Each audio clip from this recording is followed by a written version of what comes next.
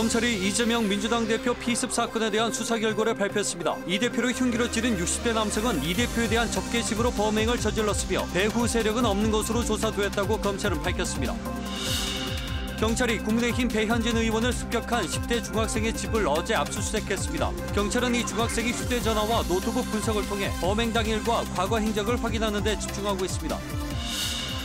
4월 총선에 나설 국민의힘 부산 지역 주요 후보들의 출마 지역구 선택이 막바지에 다다랐습니다. 일부 후보들 사이에선 이른바 친윤 인사의 전략 공천 가능성을 우려하는 목소리도 나오고 있습니다.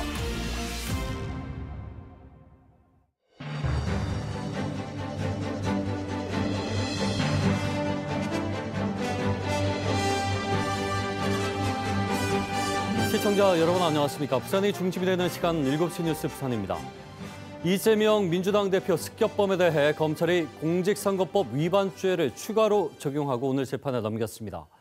김 씨의 구속기한을 한 차례 연장하며 보강 수사를 벌인 검찰은 공범이나 배후 세력은 없는 것으로 결론 내렸습니다. 첫 소식 최비지 기자의 보도입니다. 이재명 더불어민주당 대표를 살해하려 한 66살 김모 씨가 체포 3주 만에 재판에 넘겨졌습니다. 부산지검 특별수사팀은 통합 심리분석과 거짓말 탐지 검사를 진행한 결과 김 씨가 극단적인 정치 성향에 빠져들어 범행에 이르렀다고 판단했습니다. 피해자에 대한 형사재판이 지연되고 있으니 자신이라도 피해자를 살해하는 것만이 해결책이라는 극단적 생각에 빠져 범행에 나선 것으로 드러났습니다. 검찰은 김 씨의 범행을 선거의 자유를 폭력으로 방해한 정치적 테러 범죄로 규정하고 살인 미수와 함께 공직선거법 위반 혐의도 적용했습니다. 다만 김 씨가 어떤 매체를 시청하며 어떤 방식으로 극단적 정치 성향을 형성했는지는 밝히지 않았습니다. 범행을 계획한 정황도 추가로 드러났습니다. 김 씨는 이 대표가 참석한 지난해 6월 부산 서면 집회를 시작으로 서울과 부산을 잇따라 오가며 범행을 시도했다고 검찰은 파악했습니다.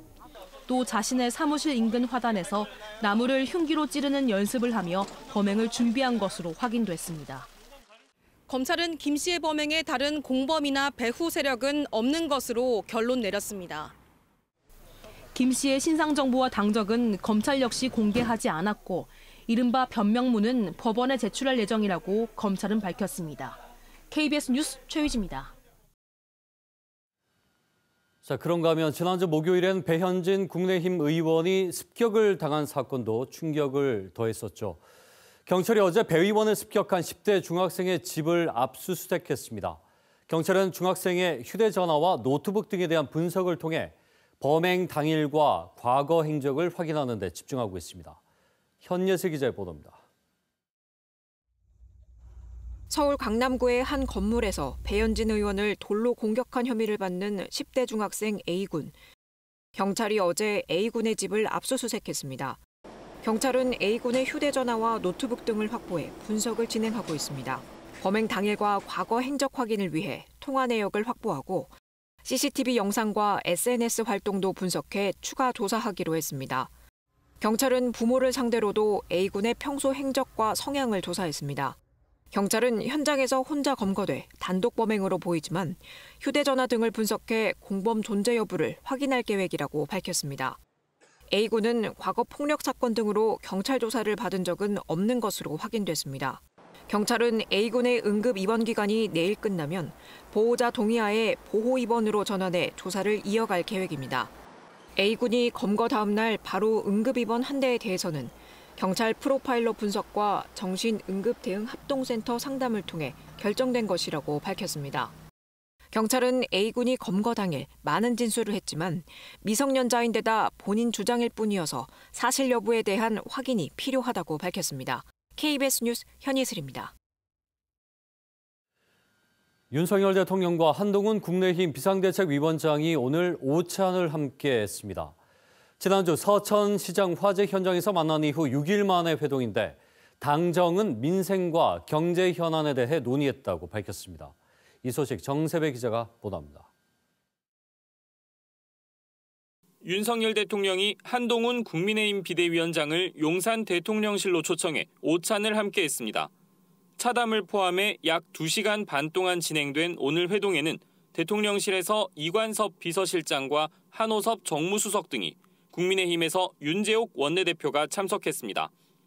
윤 대통령과 한 위원장의 만남은 지난주 서천 특화시장 화재 현장을 함께 방문한 이후 엿새 만입니다. 윤 대통령은 오늘 회동에서 특히 당정 협력을 강조했습니다.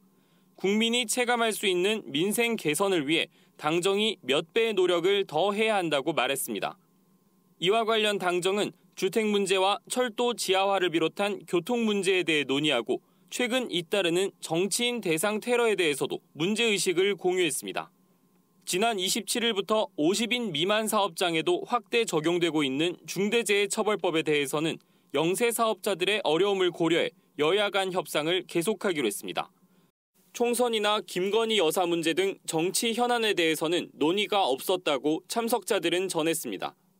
오늘은 선거 관련 논의를 하는 자리가 아니라 민생 문제 그리고 민생과 관련된 국회 상황과 관련된 얘기를 주로 했습니다.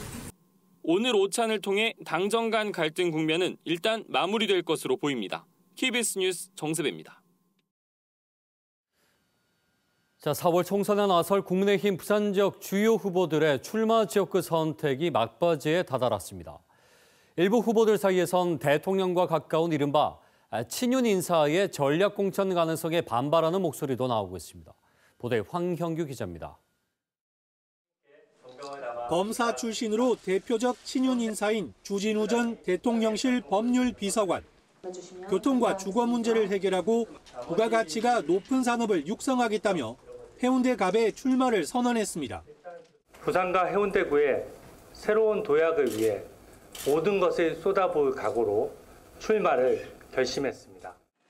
해운대갑은 또 다른 친윤 인사인 박성훈 전 해양수산부 차관이 출마를 저울질하고 있으며 국민의힘 총선 영입인재 1호인 정성국 전 한국교총회장도 출마를 희망하는 곳이라 신경전이 치열합니다. 국민의힘 인사들의 변수가 될 지역구는 부산 진구와 북강서갑 등이 꼽힙니다. 지역 여권에선 6선에 도전하는 서병수 의원이 부산 진갑에서 북강서 갑으로 옮겨 더불어민주당 전재수 의원의 대항마로 나설 가능성도 제기됩니다.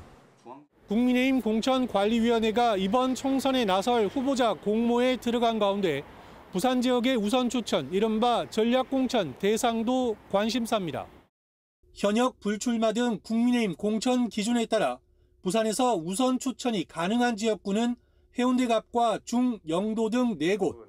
해운대갑 전략 공천을 놓고 박지형 예비후보가 특정 후보를 밀겠다는 우려가 현실이 된다면 지역 주민의 예의가 아니다며 반발하자 주진우 후보는 공천 관련 당의 결정 사항에 대해 언급하지 않고 공관위 결정에 따르겠다고 말하는 등 의견 차를 드러냈습니다. 중영도의 예비후보로 등록한 김무성 전 의원도 특정인을 전략 공천할 경우 저항할 수밖에 없다고 밝히는 등 전략 공천을 두고 논란이 커질 전망입니다. KBS 뉴스 황현규입니다. 예, 다음 뉴스입니다. 살고는 싶지만 일자리가 없다. 부산을 떠나는 청년들의 안타까운 한결같은 목소리입니다. 이들에게 양질의 일자리를 주기 위한 산학연계 프로그램이 지난해 첫 발을 뗐는데요. 기업과 학생들의 반응은 어땠을까요? 장성길 기자입니다. 어색하고 긴장된 첫 출근길. 학교에서 배운 내용이 실무에는 얼마나 도움이 될까? 좌충우돌했던 3, 4개월. 화려하진 않지만 저마다 의미 있는 성과를 가지고 다시 학교로 돌아갑니다. 산학연계 프로그램에 참여한 학생들이 만든 영상 일기입니다. 캐나다 워털루 대학에서 시행하고 있는 프로그램을 부산 실정에 맞게 본떴습니다. 3학년이나 4학년 때부터 학교와 현장을 오가며 산업계가 요구하는 실무용 인재를 만드는 게 목표입니다. 2022년 시범 사업으로 도입했고 지난해 정식으로 첫 시행했습니다. 부산 지역 50개 기업에서 동명대와 동아대 학생 60여 명이 일하며 실무 능력을 갈고 닦았습니다. 서울 쪽만 생각을 하고 있었는데 이번에 부산에 생각보다 너무 많은 기업들이 존재하고 그렇다 보니까 너무 괜찮은 기업들도 많고 해서 생각보다 기업 길이 많다 부산에도 라는 생각이 들어서 너무 좋았던 것 같습니다. 기업의 만족도도 높았습니다. 100점 만점에 고용 의사가 90.8점, 프로그램 실효성은 89점, 실습 학생 만족도가 88.6점을 기록하는 등 이 프로그램으로 인한 전반적인 만족도가 90점을 넘었습니다. 실제로 저희가 같이 했을 때 많은 어려움이 있다고 얘기를 하더라고요. 그래서 저희가 실무진들이 직접 같이 듀얼 코딩이나 설계 문서들을 같이 만들면서 진행을 했었고, 그런 부분들을 하면서 학생들도 많이 버겁긴 했겠지만 따라오면서 많은 도움이 됐다고 얘기를 하더라고요. 부산에서 태어나 부산에서 학교를 나온 학생들은 계속 살고 싶은 부산에서 취업했다는 게 큰 자랑입니다. 2022년부터 8명이 이 프로그램을 통해 취업했습니다. 지역 기업이 원하는 현장 실무형 인재가 많이 양성이 되고, 이를 통해서 지역 산업계가 함께 성장할 것으로 기대하고 있습니다. 부산시는 올해는 참여 대학과 기업 수를 늘리는 등 이 프로그램을 확대 시행할 계획입니다. KBS 뉴스 장성길입니다. 유예 기간을 지나 지난 주말부터 중대재해처벌법이 5인 이상 50인 미만 사업장으로 확대 적용됐습니다. 동네 식당이나 빵집 등도 적용 대상이 됐는데요. 현장 분위기가 어떤지 이형관 기자가 취재했습니다. 창원의 한 항공우주 부품 제조 공장입니다. 현재 직원은 40여 명. 지난 주말부터 중대재해처벌법 적용 대상이 됐습니다. 하지만 회사 측은 아직 제대로 된 준비를 마치지 못했다고 말합니다. 2년의 유예 기간이 있었지만 코로나19를 겪으며 사업장을 유지하기에 바빴다는 겁니다. 올해 안전보건관리법이 시행이 되면서 참 막막합니다. 어떻게 진행을 해야 될지를 어떻게 관리를 해야 되는지. 법 확대 시행이 혼란스러운 건 소규모 자영업자들도 마찬가지입니다. 창원의 한 설렁탕 음식점. 서빙부터 음식 조리까지 직원 20여 명이 일하는 이곳도 법 적용 대상이 됐습니다. 하지만 중대재해법의 구체적인 내용은 무엇인지, 안전보건 관리 체계는 어떻게 마련해야 하는지 알지 못합니다. 법이 시행되고 나서부터는 이게 심각한 것보다 이렇게 생각을 하고 있었어요. 아주 전문적인 교육은 한 번도 받아본 적이 없어요. 최근 한 경제단체가 50인 미만 사업장 1000여 곳을 조사한 결과 조사 대상 94%는 여전히 중대재해법을 준비하지 못했다고 답했습니다. 준비가 어려운 이유는 전문 인력이 없거나 예산 확보가 어렵다는 점 등이 많았습니다. 현재 경남에서 50인 미만 사업장은 4만 6천여 곳, 전체 사업장의 35%에 이릅니다. 중대재해처벌법이 처벌을 위한 법이 아니고 근로자들의 생명과 재산을 보호하기 위한 예방을 위한 목적이 있는 법이기 때문에 그런 내용들을 사업주나 근로자들에게 많이 알리도록 하겠고, 고용노동부와 경상남도는 법 시행 초기 혼란을 막기 위해 소규모 사업장을 중심으로 예방과 안전교육을 강화할 예정입니다. KBS 뉴스 이형관입니다. 한국 조선업계가 친환경 선박인 암모니아 운반선 일감을 연이어 따내며 활기를 띠고 있습니다. 올해 들어 전 세계 발주 물량을 모두 수주했는데 올해 초 따낸 수주 금액만 약 2조 7천억 원에 이릅니다. 보도에 박준관 기자입니다. HD 현대 계열인 HD 한국조선해양이 수주한 암모니아 운반선 조감도입니다. 한 척 가격은 1,700억 가량으로 HD 한국조선해양은 올해 들었으면 11척을 수주했습니다. 한화오션과 삼성중공업도 각각 2척의 암모니아 운반선을 수주했습니다. 국내 조선 3사가 올해 전 세계 암모니아 운반선 발주 물량 15척을 모두 수주하며 이미 지난해 전체 수주 물량에 육박했습니다. 수주액은 약 2조 7천억 원. 암모니아는 이산화탄소를 배출하지 않고 연소되기 때문에 차세대 친환경 연료로 주목받고 있습니다. 따라서 세계적으로 수요가 늘면서 운반선 제작도 활발합니다. 해운 분석 기관인 MSI는 그린 암모니아, 블루 암모니아 등 청정에너지 수요 증가로 2050년까지 400척의 초대형 암모니아 운반선이 발주될 것으로 전망했습니다. 암모니아 운반선 건조는 기체인 암모니아를 액체로 운반하기 위해 영하 33도를 유지해야 하고 기존 연료보다 팽창하려는 기온도 강해서 상당한 기술력을 갖춰야 합니다. 암모니아를 운반하기 위해선 더 크고 밀폐력이 좋은 탱크를 만드는 게 경쟁력인데 한국 조선사들이 이 분야 기술력을 인정받고 있는 것입니다. 반면 이미 알려진 기술이라는 점에서 운반선 건조 기술만으론 후발주자와 격차를 벌이기 쉽지 않다는 평가도 있습니다.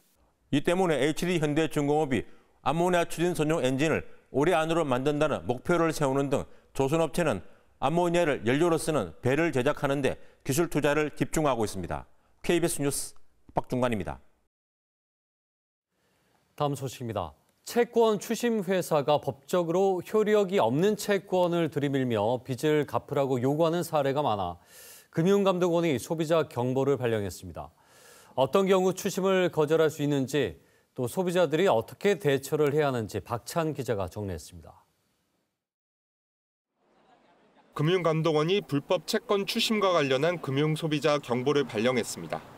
채권 추심 회사가 효력이 없는 채권으로 추심하거나 강제집행 권리가 없는데도 소비자에게 강제집행을 진행하겠다고 압박하는 사례가 끊이지 않고 있기 때문입니다. 금감원은 우선 채권 추심 회사가 제대로 된 채권을 근거로 추심하는지 꼭 확인하라고 밝혔습니다. 채권 추심 회사는 통신요금이나 공사대금, 운송료 등의 상사채권, 그리고 법원에서 이행권고 결정문이나 지급명령 결정을 받은 민사채권만 추심할 수 있습니다. 판결이나 공증이 없는 민사채권으로 추심하는 경우 불법 채권 추심에 해당되기 때문에 소비자가 중단을 요청할 수 있습니다. 채무자를 압박하기 위해 채권 추심인이 강제집행을 언급하는 경우도 비슷합니다. 확정 지급 명령이나 가압류, 가처분 명령, 집행 증서 같은 분명한 법적 권한을 확보했는지 확인해야 합니다. 금융감독원은 허위의 근거에 강제집행을 통보하는 경우 채권 추심회사가 보낸 독촉장이나 녹취 등을 확보한 뒤 금감원에 민원을 접수해달라고 밝혔습니다. 채무자가 돈을 갚을 때는 현금이나 채권 추심인 개인 계좌로 전달해서는 안 됩니다. 채권 추심회사는 채권자 명의의 계좌로 돈을 받아야 하는데 그러지 않고 채권 추심인 명의 계좌로 돈을 넣을 경우 이 돈을 가로챌 가능성이 큽니다. 금감원은 실제 채권 추심인이 채무자 변제금 약 1,300만 원을 자기 계좌로 받아 빼돌린 사례를 소개하면서 개인 계좌로 입금을 요구하면 즉시 거절하라고 당부했습니다. KBS 뉴스 박찬입니다. 층간소음으로 인한 갈등 끝에 또다시 강력범죄가 발생했습니다. 경남 사천에서 현관문을 세게 닫는다는 이유로 윗집 주민을 살해하고 달아난 남성이 경찰에 붙잡혔습니다. 보도에 박기원 기자입니다. SUV차 한 대가 경찰을 따돌리고 달아납니다. 추격전은 5km가량 이어졌고 나들목을 역주행하다가 결국 경찰차와 정면으로 부딪힙니다. 기납봉을 휘두른 경찰에 붙잡힌 운전자는 50대 남성 김모 씨. 층간소음 갈등 끝에 이웃 여성을 살해한 피의자였습니다. 이 남성은 사천에서 30대 여성을 살해한 뒤 이곳에 주차된 자신의 차를 타고 고성군으로 도주했습니다. 김 씨는 어제 오후 4시 반쯤 경남 사천시의 한 다가구 주택 계단에서 위층에 사는 30대 여성을 흉기로 살해한 혐의를 받고 있습니다. 김 씨는 경찰에서 숨진 여성이 평소 현관문을 세게 닫거나 계단을 시끄럽게 올라갔다며 층간소음 문제로 불만을 품었다고 진술했습니다. 범행 당시 김 씨는 술을 마신 상태였던 거로 전해졌습니다. 누워서 쓰러져 있으면서도 살려다보고 그랬는데 너무 무서워서 바로 올라가서 겁나면서 경찰에 신고했죠. 유족은 김 씨와 피해 여성의 집은 천장과 바닥이 서로 겹치지도 않는다며 층간소음이 범행 이유가 될 수 없다고 주장했습니다. 또 범행 당일 피해 여성이 집주인에게 2차례 김 씨를 제지해달라고 도움을 요청했다고 전했습니다. 이 건물에 일이 날 것 같은데 112를 찾아보내야 되지 않습니까? 경찰은 김 씨에 대해 구속영장을 신청하고 범행 경위를 추가로 조사하고 있습니다. KBS 뉴스 박기원입니다. 프로야구 기아 타이거즈의 김종국 감독과 장정석 전 단장에 대해 검찰이 구속영장을 청구했습니다. 검찰은 장 전 단장의 뒷돈 요구 의혹을 수사하면서 김 감독의 비위 의혹까지 포착했는데요. 현직 프로야구 감독에 대해 비위 혐의로 구속영장이 청구된 건 이번이 처음입니다. 김용훈 기자의 보도입니다. 검찰이 프로야구 기아 타이거즈의 김종국 감독과 장정석 전 단장에 대해 구속영장을 청구했습니다. 서울중앙지검 중요범죄조사부는 지난 24일 김 감독과 장 전 단장에 대해 배임 수재 등 혐의로 구속영장을 청구했다고 밝혔습니다. 앞서 지난해 4월 한국야구위원회가 장 전 단장이 FA 계약 협상 과정에서 포수 박동원 선수에게 뒷돈을 요구했다며 검찰 수사를 의뢰한 지 9개월 만입니다. 검찰은 장 전 단장 수사 과정에서 김 감독의 배임 수재 혐의를 추가로 파악한 것으로 알려졌습니다. 프로야구 현직 감독에 대해 개인 비리 혐의로 구속영장이 청구된 건 이번이 처음입니다. 당장 내일 호주 전지훈련을 떠날 예정이었던 기아 타이거즈 구단은 새 시즌 준비부터 차질이 불가피해졌습니다. 기아 구단은 김 감독이 검찰 수사를 받았다는 사실을 확인하고 면담을 거쳐 어제 김 감독에 대한 직무정지 조치를 내렸습니다. 이와 함께 관련 조사 내용을 담은 경위서를 KBO 클린 베이스볼 센터에 제출했습니다. 경위서에 따르면 김 감독은 문제될 행동은 하지 않았다는 취지로 구단에 소명한 것으로 알려졌습니다. 기아 구단은 김 감독의 구속 여부와 수사 상황을 본 뒤 김 감독의 거취를 결정하겠다는 입장입니다. 김 감독과 장 전 단장의 영장 심사는 내일 오전 10시 30분 서울중앙지법에서 열릴 예정입니다. KBS 뉴스 김영훈입니다.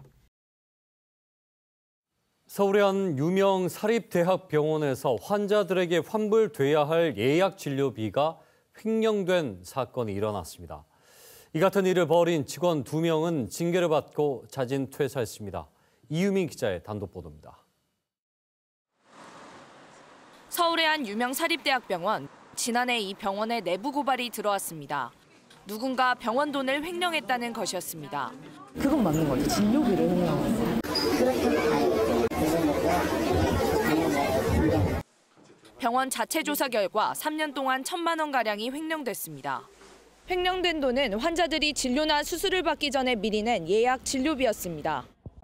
4년 전 예약 진료비 선납 제도가 없어지면서 환불이 진행됐는데 이 과정에서 환자들에게 돌려줘야 할 예약 진료비 일부가 횡령된 겁니다. 병원 측은 당시 수납 직원 2명이 이 같은 일을 벌였다며 징계를 내렸습니다. 이들은 징계를 받은 뒤 자진 퇴사했습니다. 환불해주는 과정에서 실수를 한 거죠. 환자분한테 돌려줄 돈이 있었는데 돌려주는 과정에서 다 안 가고 그런 것들이죠. 병원 측은 전수조사를 통해 횡령된 예약 진료비 전액을 추징해 환자들에게 돌려줬고 부정행위를 막기 위한 이중 감시 제도를 도입했다고 밝혔습니다. 병원을 이용한 환자들이 피해자다. 문제가 발생하면 원칙대로 형사처벌을 시도해야 되고요. 이 같은 진료비나 환급금의 횡령 사건은 끊이지 않고 있지만 정작 환자 입장에서는 알기 어려운 경우가 많아 대책이 필요하다는 지적이 나오고 있습니다. KBS 뉴스 이유민입니다.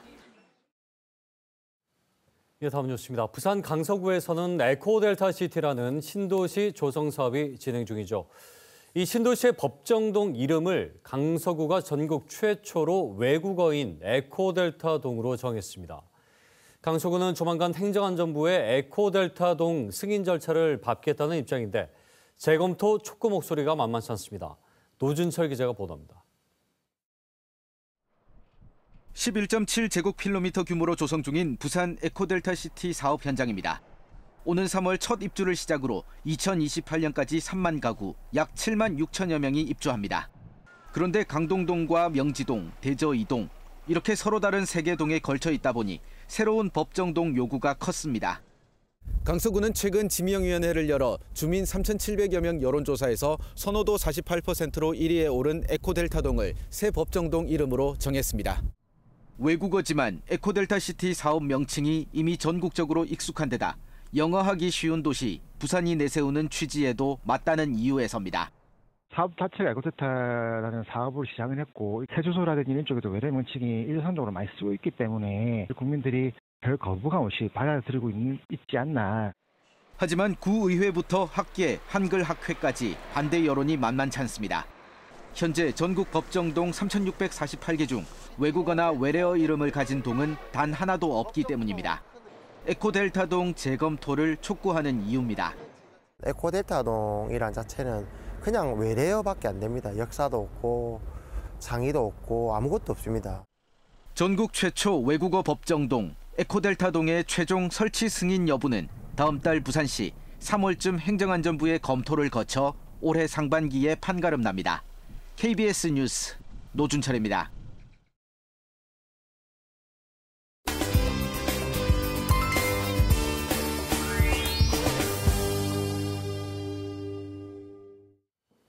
자, 방금 보신 대로 지난해 말 강서구가 에코델타시티 신설 법정동의 명칭을 에코델타동으로 선정을 했습니다. 지난주 강서구 의회가 일단 제동을 걸긴 했습니다만 만약 이대로 확정이 된다면 전국에서 처음으로 동이름이 외국어가 되는 겁니다. 전국 최초라는 수식어가 마냥 내세울 만한 건지 의문입니다. 동아대 국어문화원 박주영 선임연구원과 함께 얘기 나눠보겠습니다. 예, 어서 오십시오. 반갑습니다. 반갑습니다. 자, 국어를 연구하는 입장에서 또 언어 학자로서 이 에코델타 시티의 에코델타 동, 예, 이거 어떻게 좀 보고 계십니까? 네, 현재 지금 논란이 되고 있는 것처럼 국내에서는 최초의 경우이기 때문에 그만큼 굉장히 좀 파격적인 네, 결정이다라는 생각이 들었고 개인적으로 또 대부분의 국어 연구자들이 내놓고 있는 입장처럼 굉장히 좀 우려스러운 관점에서 보고 있습니다. 뭐 지금까지 에코델타 시티도 그렇고 센텀 시티, 마린 시티 이런 명칭들도 또 시민들의 그 선호도 조사라든지 공모를 통해서 선정된 것들이 있는데요. 지금 이번처럼 이렇게 에코델타 동이라고 하는 법정 구역의 명칭을 이렇게 정한 경우는 없었기 때문에 외래어로 한 적은 없었기 때문에 굉장히 좀 심각한 문제가 되지 않을까 하는 생각이 듭니다. 지금 앞서 리포트에도 나왔지만 전국 법정동 3천여 개 중에 외국어나 외래어로 된 데가 하나도 없다는 얘기인 거죠. 네. 여태까지. 네. 강서구 입장에서 명분을 내세우는 것이 시민 공모라는 절차를 거쳤고 또 지명위원회의 심의 결과에 의한 것이다. 이런 입장이에요. 어떻게 보세요? 네, 이미 발표된 것에서도 나와 있는데 작년에 이제 7월 무렵에 법정동 명칭 공모전을 강서구에서 했습니다. 그래서 20건을 선정했고 거기서 10월 무렵에 강서구 주민들을 대상으로 선호도 조사를 해서 이제 48% 정도 되는 시민들이 에코델타 동을 이제 선택을 한 것인데 2위는 가람동이라는 명칭이 있었고요. 3위가 삼성동이라는 명칭으로 삼성동. 이렇게 밝혀졌습니다. 물론 지역구에서 시민들의 목소리에 귀를 기울이려는 이런 노력이나 시도는 굉장히 중요하고 또 필요한 일이겠지만 이런 설문조사를 통해서 행정사안을 결정할 때에 모든 것에 기댄다든지 그리고 그 결과의 몫이 시민에게 다 돌아가게 되는 것은 문제가 있다고 생각합니다. 네. 지금 뭐 가람동이나 삼성동도 듣기에는 그렇죠. 괜찮으니까 뭐 이렇게 후보군에 올라왔었겠죠. 네. 그렇군요. 지금 이 에코델타 동을 두고 외국어, 외래어보다는 우리말을 쓰는 게 좋지 않겠냐라는 그런 정서적인 문제의 접근 또 아니면 이 외국어를 이렇게 썼을 때 연구하시는 입장에서 우려할 만한 어떤 문제들이 예상이 돼서 그런 건지 이게 어떤 관점에 따르냐에 따라서 이 문제를 짚어보는 관점이 좀 차이가 있을 것 같아요. 어떠신지요? 네. 일각에서는 어떤 이름을 부르기 좋고 또 시민들이 친숙하게 느끼는 것이 더 중요하지 않냐라는 그런 목소리도 많이 있습니다. 네. 그런데 이게 외래어를 지향하고 우리말을 쓰자라는 이야기들을 하는 것이 단순히 정서적인 측면에서만 접근할 문제가 아니라 한 나라에 살고 있는 이 사람들이 사용하는 언어가 그것이 또 그 사람들의 의식을 만들어내고 또 가치관을 만들어내는 데에 지대한 영향을 미칩니다.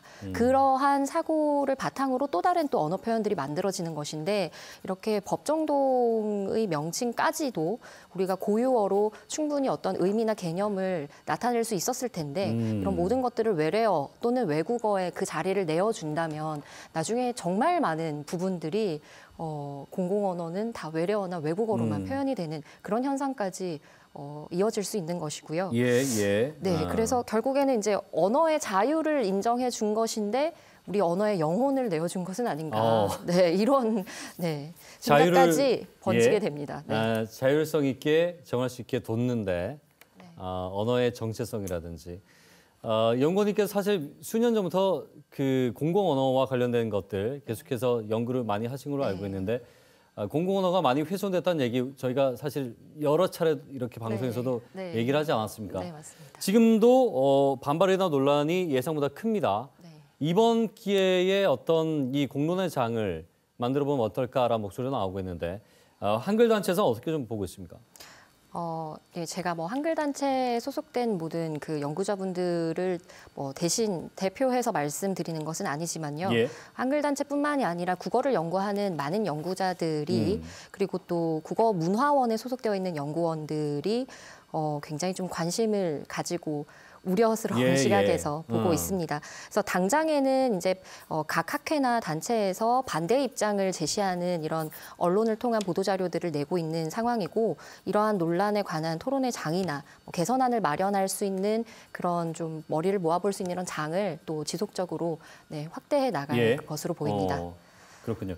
최근에 아까 이야기를 좀 이어가서 시에서 여러 가지 정책들이나 사업들 명칭을 보면 뭐 외래어나 외국어가 다수 섞여 있는 것들이 많은데 사실은 이런 것들이 문화적 격차를 만들어낼 수도 있고 이해도에 있어서 어르신분들이 보기에는 어렵게 느껴질 수도 있겠다는 생각이 드는데 길거리에서 여러 가지 뭐 간판부터 이게 뭐지 하는 것들이 참 많아요. 이제 물론 언어의 창조성이나 역사성이 있긴 하지만 이걸 하나의 유행처럼 그냥 봐야 될런지 아니면 이걸 좀 문제를 짚고 넘어가야 될런지 혼란스럽기도 합니다. 어떻게 봐야 될런지요? 네, 이것 역시 모든 사람들이 다 만장일치로 같은 의견을 내놓을 수는 없는 문제인데요. 가끔 또 우리말로 이렇게 한글 표기를 잘한 간판들을 접할 때도 있습니다. 근데 말씀해 주신 것처럼 훨씬 많은 수의 간판들이 영어라든지 이런 다른 외국어, 외래어들을 또 한글 표기 없이 로마자만으로만 표기를 하거나 이런 문제들이 있는데요. 이게 뭐 문화 현상이다. 또 뭐 언어 유행처럼 번져나가는 것이다라고 해석이 될 수 있지만 일단 엄격한 측면에서 보았을 때 이런 그 광고물 등의 한글 표시와 관련된 각 지역에서의 사용 조례들이 있습니다. 그래서 그런 조례의 관련 조항을 보면은 원칙적으로 한글 맞춤법 등에 맞춰서 한글로 작성하는 것이 광고물에 표기하는 것도 원칙이고요. 필요한 경우에는 외국 문자로 이렇게 표시를 하더라도 특별한 경우가 아니라면 반드시 한글을 같이 쓰는 것을 원칙으로 두고 있습니다. 이거는 뭐 시 조례나 또는 각 구 조례로도 이런 것들이 그 보조적으로 좀 마련이 돼 있다는 말씀이신가요? 예, 맞습니다. 이 국어 사용 조례는 국어 기본법에서 이렇게 또 같이 연결되어 있는 국어 사용 조례도 있고요. 부산시 국어 사용 조례 그리고 강서구에서도 국어 관련 조례가 있는 것으로 제가 알고 있는데요. 다 명시되어 있는 내용입니다. 그렇군요. 뭐 금융 상품도 그렇고 아까 뭐 정부 정책도 그렇고 또 요즘에 뭐 아파트들 이름이나 뭐 세련되게 들릴 수도 있는데 헷갈리는 것들이 많습니다. 어렵고 이런 것들이 사실은 시민들의 알 권리라든지 나아가서 이걸 이해하지 못한 사람들에겐 일종의 이제 인권 침해로도 볼 수 있는 문제가 아닌가라는 생각이 들어요. 어떠신지요? 네, 뭐 앞서 이제 이전에 다른 인터뷰나 제가 다른 논문을 통해서도 이런 이야기들을 많이 다루었었는데요. 헌법에도 모든 국민은 사회, 문화 등의 생활을 함에 있어서 차별을 받지 않을 권리가 있다라고 나와 있습니다. 언어 생활이 모든 이런 사회, 문화, 경제 활동의 근간이 되는 것인데 한국에 살면서 한국어로 나와 있지 않고 한글 표기가 되어 있지 않아서 불편을 계속 감수해야 하고 어려움을 겪어야 된다면 이거야말로 정말 큰 심각한 알 권리 침해라고 할 수 있을 것 같습니다. 그렇군요.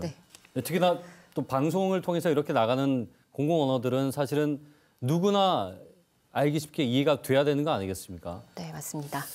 부산시가 뭐 영어 상용어 도시 이 관련해서 논란도 있었고 영어 친화 도시를 좀 표방하고 있는데 그래서 뭐 외국어, 외래어 이런 것들 참 많아 보입니다. 우리말 사용에 대한 이 각 지자체의 의지라든지 역할이 아주 중요한 때가 아닌가 싶은데 끝으로 한 말씀 정리해 주시죠. 네, 지자체는 그 지역의 얼굴이자 동시에 그 지역민들의 삶의 보탬이 될 수 있는 그런 단체, 기관이 되어야 된다고 생각을 합니다. 그렇게 보탬이 되기 위한 어떤 정책이나 사업을 펼칠 수 있는 방법이 여러 가지가 있겠지만 무엇보다 기본적으로 지역민들의 언어 생활에 있어서 특별히 이렇게 해당 단어나 표현을 이해하지 못해서 어려움을 겪게 되거나 불이익을 받게 되는 일들이 없어야 할 거고요. 특히 말씀해 주셨던 것처럼 부산시의 경우 영어하기 편한 도시 정책을 펼치면서 여러 논란이 있어 왔는데요. 이러한 시점에서 조금 더 강력하게 좀 세계화에 발맞추기보다는 우리 지역민들, 우리 국민들이 언어 생활로 불편을 겪고 있는 하지만 크게 목소리를 내지 못하는 사람들이 있지는 않은지에 좀 더 관심을 기울일 때가 아닌가 싶습니다. 알겠습니다. 이게 언어라는 것이 초두에 말씀하신 것처럼 문화를 만들어가고 또 우리의 역사, 우리의 혼과 또 정체성의 그 본질이지 않습니까? 네. 알겠습니다. 말씀 여기까지 듣겠습니다. 고맙습니다. 네, 고맙습니다. 동아대 국어문화원 박주영 선임연구원과 함께 얘기 나눠봤습니다.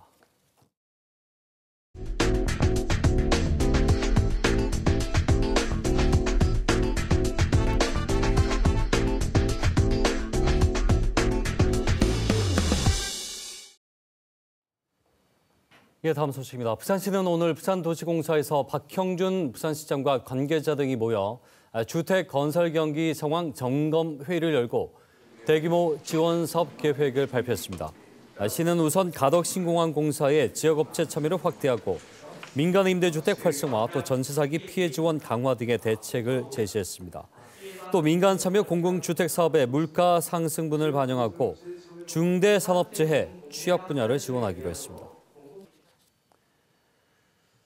부산시 방역당국은 어제 사구 괴정동 한 야산에서 발견된 야생 멧돼지 사체에서 아프리카 돼지열병 양성 반응이 나왔다고 밝혔습니다. 이로써 지난 26일 사상구 엄광산과 승악산에서 발견된 4마리에 이어 지금까지 부산에서만 모두 8건의 양성 사례가 확인됐습니다. 방역당국은 사상구와 사구 등을 중심으로 지역 내 전파가 시작이 된 것으로 보고 반경 10km 이내 이동 통제와 소독, 차량 통제 등 감염 확산 방지에 총력을 기울이고 있습니다.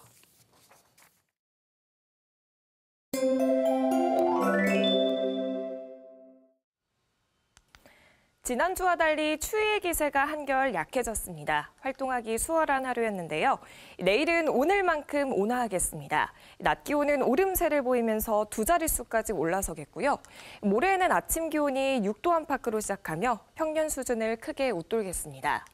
다만 이번 주는 비 소식이 잦게 들어있습니다. 모레 수요일 새벽 부산에선 비가 시작되겠고요. 목요일 오전까지 이어지겠습니다. 이후에는 구름만 지나다가 일요일에 다시 한번 비 소식이 들어있습니다. 동해안 지역을 따라선 건조특보도 장기간 이어지고 있습니다. 부산에선 건조주의보가 닷새째 발효 중인데요. 불씨 관리를 철저하게 해주시기 바랍니다. 한편 수도권과 충청 등 중서부 지역을 중심으로 온 미세먼지가 말썽입니다. 밤사이 추가로 국외 스모그가 밀려들겠고요. 부산 등 남부지방은 미세먼지 농도 보통 수준이 예상됩니다. 다만 내일 오후부터는 구름의 양이 차차 많아지겠습니다. 자세한 지역별 기온 살펴보겠습니다. 내일 아침 기온 울산이 영하 2도, 양산이 영하 3도 안팎으로 시작하겠고요. 당분간 해안가에선 갑작스러운 너울이 밀려들겠습니다. 안전사고에 유의하시기 바랍니다. 지금까지 기상정보였습니다. 한 미국인 작가가 한국을 여행한 뒤 우리 사회의 그늘을 꼬집었습니다. 경쟁을 부추기는 사회, 성과를 내기 위한 압박, 사회적인 고립감과 스트레스. 그는 이런 요인들을 근거로 제시하며 우리나라를 세계에서 가장 우울한 국가라 진단했습니다. 그게 가장 한국다운 삶이 아니냐는 냉소적인 시선도 있는 것이 현실입니다. 타인의 시선이 아닌 스스로에 대한 존중과 만족감이 행복의 기준이 되는 사회. 한국다운 삶이 그런 것이면 좋겠습니다. 7시 뉴스 마칩니다. 고맙습니다.